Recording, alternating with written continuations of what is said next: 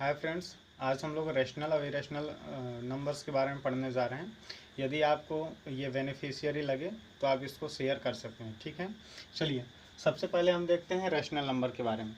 जैसा कि आप सब जानते ही होंगे या पढ़े होंगे कहीं ना कहीं से कि रैशनल नंबर वो नंबर होते हैं जिसे P/Q के रूप में लिखा जा सकता है, और जहाँ एक शर्त होती है ऐसी कि Q जो है वो जीरो नहीं होना चाहिए, ठीक है। Q equal to not zero. Rational number वो नंबर होते हैं जिसे P/Q के रूप में लिखा जा सके और जहाँ Q जो है वो जीरो ना हो। जैसे एग्जाम्पल के माध्यम से समझें, जैसे 3 एक रैशनल नंबर है क्योंकि 3 के नीचे हम 1 लिख सकते हैं, ठीक है। और -2 एक रैशनल नंबर है क्योंकि इसके नीचे भी हम 1 लिख सकते हैं। और दूसरा जैसे 0.4 ये भी एक रैशनल नंबर है क्योंकि पॉइंट को हटाने पे यहाँ 10 नीचे आएगा और P/Q के रूप में हो गया यहाँ, और Q जो है वो जीरो से बड़ा है या Q जीरो नहीं है, ठीक है। और आगे देखिए रैशनल नंबर्स के एग्जांपल, जैसे आप पाई का मान जो लेते हैं 22/7, ये भी क्या है, रैशनल नंबर है क्योंकि ये भी P/Q के रूप में लिखा गया है, ठीक है। और जैसे एक पाई का मान आप और लेते हैं 3.14, ये भी क्या है, रैशनल नंबर है क्योंकि पॉइंट को हटा के हम यहाँ नीचे 100 लिख सकते हैं, ठीक है। और देखिए 0 भी एक रैशनल नंबर है क्योंकि 0 के नीचे हम 1 लिख सकते हैं। काफ़ी लोगों को कन्फ्यूज़न इसमें होती है कि ये 0 कैसे रैशनल नंबर हो सकता है। तो चलिए देखिए, जैसे 0 को यदि हम 1 से डिवाइड करें तो 0 टाइम्स पढ़ने पे यहाँ 0 आया और ये पूरा कट गया, ठीक है ना। तो ऐसा, और यहाँ Q जो है वो क्या है, ज़ीरो नहीं है, मतलब Q जो है वो जीरो नहीं है, ठीक है। तो ये हमारा क्या होगा, रैशनल नंबर कहलाएगा। यानी 0 भी हमारा एक क्या होता है, रैशनल नंबर होता है, ठीक है। जैसे 0.333 एक तरह से ये डेसिमल एक्सपेंशन है, क्या इसे हम रैशनल नंबर बोलेंगे?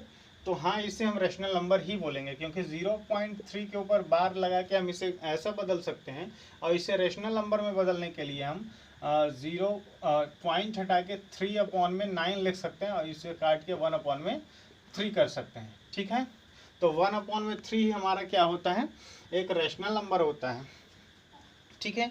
चलिए अब आइए हम इरेशनल नंबर के बारे में समझते हैं। इरेशनल नंबर हमारा ऐसे नंबर होते हैं जिसे हम P/Q के रूप में नहीं लिख सकते हैं, P/Q के रूप में नहीं लिख सकते हैं, ठीक है।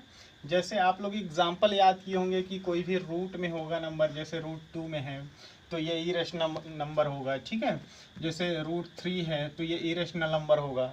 या कोई ऐसा नंबर आ जाए जैसे √4 है यदि, तो √4 को हम क्योंकि 2 मल्टीप्लाई में 2 लिख सकते हैं, तो ये हमारा क्या आ जाएगा, 2 आ जाएगा।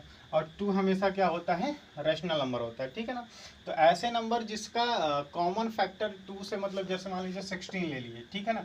रूट में 16 लिखा हुआ है और रूट में 16 को हम क्या 2 मल्टीप्लाई में 2 मल्टीप्लाई में 2 मल्टीप्लाई में 2 लिख सकते हैं, और यहाँ 2 का जोड़ा बना के यानी 4 हमारा रूट से बाहर आ जाएगा। तो जब भी हमारे कोई परफेक्ट नंबर रूट से बाहर आ जाए तो वो हमारा क्या बन जाता है, रैशनल नंबर। और यदि कोई ऐसा नंबर जो ऐसा रूट में नंबर जो रूट से बाहर ना आ सके, वो हमारा इरेशनल नंबर कहलाता है। यदि आपको ये नहीं समझ में आ रहा है कि कोई नंबर यदि रूट में है तो इरेशनल नंबर कैसे हो जा रहा है, तो आप एक डेसिमल एक्सप्रेशन से समझिए, जैसे 0.12117, ठीक है ना। इस तरह से 2 कुछ बढ़ते जा रहा है, ठीक है ना, इसमें कहीं भी इंट नहीं है, तो ये हमारा इरेशनल नंबर कहलाता है।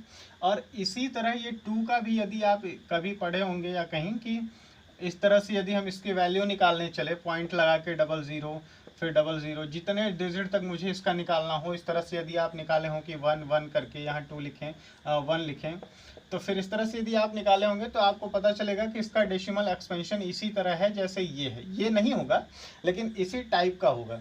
तो इस टाइप वाले डेसिमल एक्सपेंशन हमारे क्या कहलाते हैं, इरेशनल नंबर कहलाते हैं। यदि आप √3 का भी निकालेंगे, 3 करके 0.00, तो ये भी क्या होगा, किसी भी नंबर का परफेक्ट स्क्वायर तो होगा नहीं, और जब भी परफेक्ट स्क्वायर नहीं आएगा तो भी क्या होगा, हमारा इरेशनल नंबर बन जाता है।